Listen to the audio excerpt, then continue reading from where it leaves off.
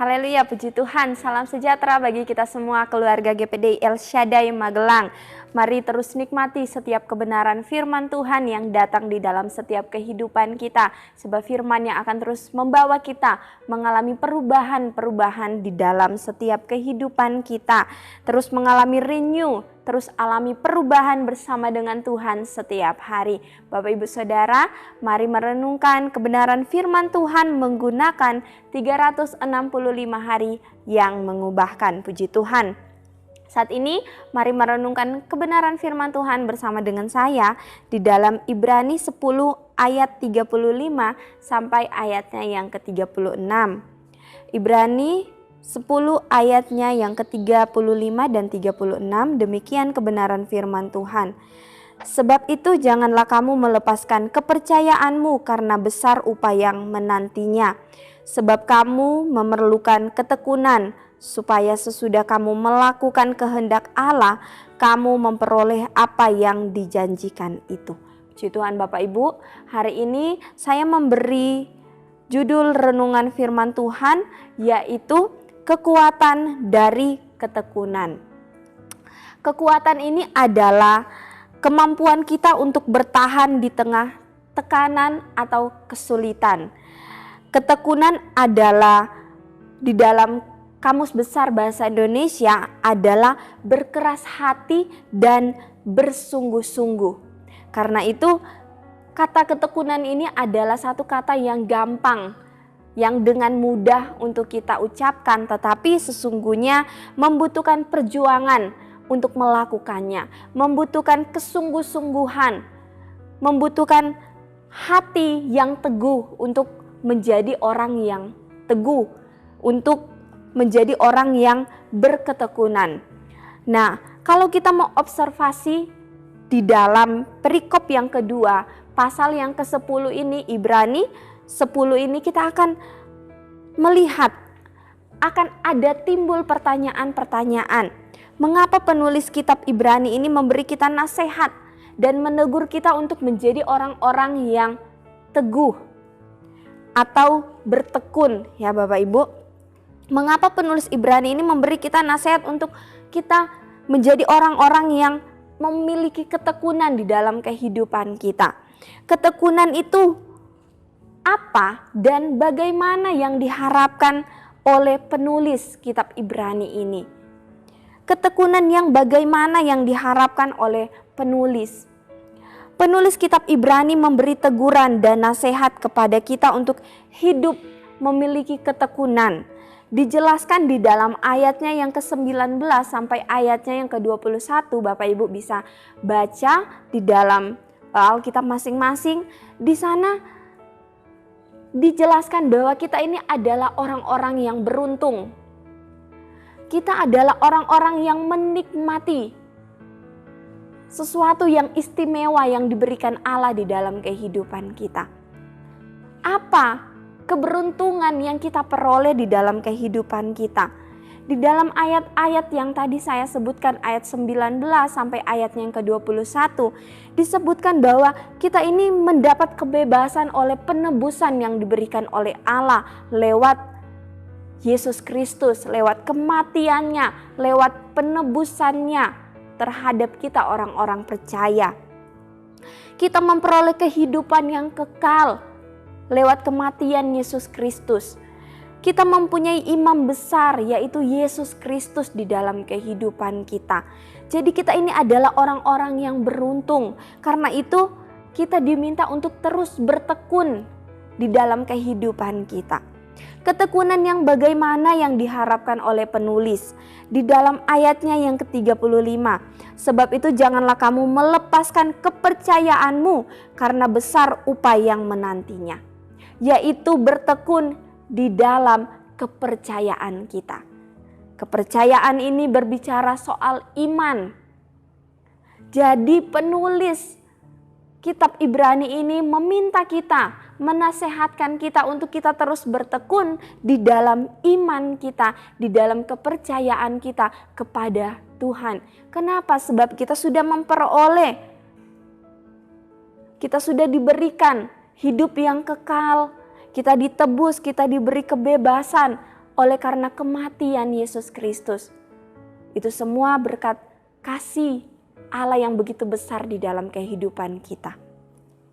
Iman adalah sesuatu yang sangat penting Bapak Ibu Saudara di dalam perjalanan hidup kita sebagai anak-anak Tuhan. Tanpa iman tidak mungkin orang berkenan di hadapan Allah. Tanpa iman tidak ada kehidupan yang kekal di dalam kehidupan kita. Karena itu Rasul Paulus menasihatkan kita untuk terus bertekun di dalam iman kita, di dalam kepercayaan kita kepada Tuhan. Ketekunan itu harus melalui proses yang panjang. Tadi saya katakan bahwa ketekunan itu adalah berkeras hati bersungguh-sungguh.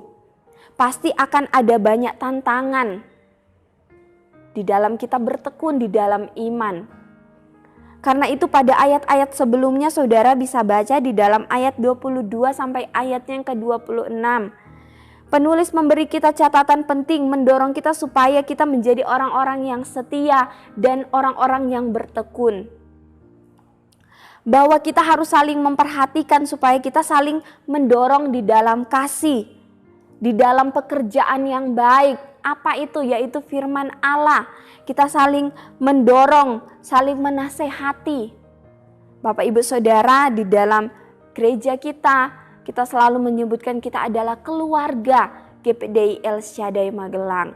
Kita juga punya kelompok-kelompok grow. Kita adalah satu keluarga yang bertumbuh bersama. Mari untuk saling mempunyai kasih, untuk saling mendorong satu sama lain, supaya kita terus bertumbuh. Kalau kita lihat mungkin ada keluarga seiman kita yang mulai jauh daripada Tuhan. Mari dorong, ajak mereka untuk kembali bertekun di dalam iman, di dalam kepercayaan kita kepada Tuhan. Memperhatikan satu sama lain, sebab kita ini adalah keluarga. Untuk tidak menjauhkan diri dari pertemuan-pertemuan ibadah. Mari bawa hidup kita untuk terus bertekun, setia di dalam pengiringan kita kepada Tuhan. Jangan meninggalkan ibadah-ibadah kita. Kenapa? Sebab itu yang akan membawa kita untuk kita dapat memperoleh hidup yang dijanjikan oleh Tuhan. Untuk menasehati satu sama lain akan dosa dan bahaya jika undur daripada Allah. Ya, ayat firman Tuhan menasehatkan kita, jangan kita undur dari kesetiaan kita kepada Allah dan memperhatikan hari Tuhan agar semakin giat menjelang hari Tuhan yang akan datang kedua kali. Bapak Ibu Saudara, mari kita terus bertekun di dalam Tuhan, bertekun di dalam iman kita, bertekun di dalam kepercayaan kita. Kita memperhatikan hari Tuhan yang semakin dekat, supaya kita memperhatikan kehidupan kita, supaya kita tidak meninggalkan persekutuan-persekutuan di dalam Tuhan, supaya kita tetap setia beribadah kepada Tuhan. Jadi ketekunan adalah keputusan atau ketetapan hati yang kuat untuk sungguh-sungguh, untuk kita rajin, untuk kita menuntaskan dalam melakukan hal-hal yang dikehendaki oleh Allah. Keselamatan kekal itu sudah disediakan, sudah dianugerahkan kepada kita, sudah menjadi bagian kita orang-orang percaya. Hanya kita perlu untuk terus bertekun di dalam iman agar anugerah itu tidak menjadi sia-sia. Agar apa yang sudah diberikan kepada kita, keselamatan itu tidak menjadi sia-sia. Pengorbanan Yesus di kayu salib itu tidak menjadi sia-sia. Kalau kita kehilangan iman kepada Allah, di dalam ayatnya yang ke-38 bagian B dikatakan, dan apabila ia mengundurkan diri maka aku tidak berkenan kepadanya. Ketika kita tidak lagi bertekun, kita mulai undur daripada Tuhan, kita tidak lagi setia kepada Tuhan. Firman Tuhan katakan, aku tidak lagi berkenan kepadanya. Kepada siapa? Kepada orang-orang yang tidak lagi bertekun, kepada orang-orang yang mulai undur dari kesetiaan mereka kepada Tuhan. Tidak ada keselamatan, tidak ada hidup yang kekal bagi orang-orang yang meninggalkan Allah, bagi orang-orang yang meninggalkan iman dan kepercayaannya kepada Allah. Jadi Bapak Ibu Saudara, kekuatan dari ketekunan adalah membawa kita untuk tetap pada kehidupan yang dijanjikan oleh Allah, yaitu apa? Upah yang dikatakan, kehidupan yang kekal, hidup bersama Bapa di sorga.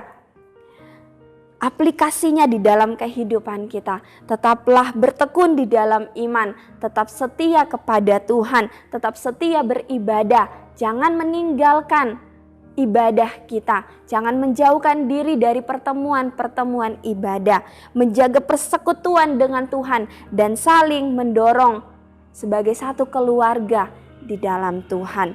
Bertekun melakukan hal-hal yang dikehendaki Allah supaya kita memperoleh yang dijanjikan itu.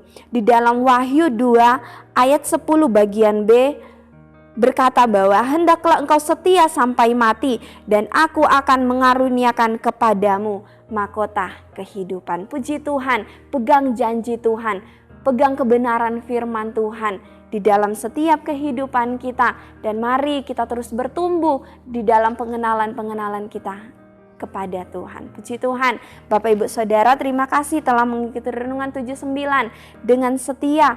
Kiranya ini dapat menjadi berkat bagi setiap kehidupan kita. Bapak Ibu Saudara yang ingin didoakan untuk pokok-pokok doa tertentu, yang ingin menceritakan kesaksian, baik mujizat kesembuhan, pemulihan masalah keluarga dan lain-lain, dapat disalurkan melalui chat WhatsApp di nomor 0813 2742 0088. Puji Tuhan, mari kita akan mengakhiri renungan kita pada saat ini. Mari satukan hati kita dan kita berdoa.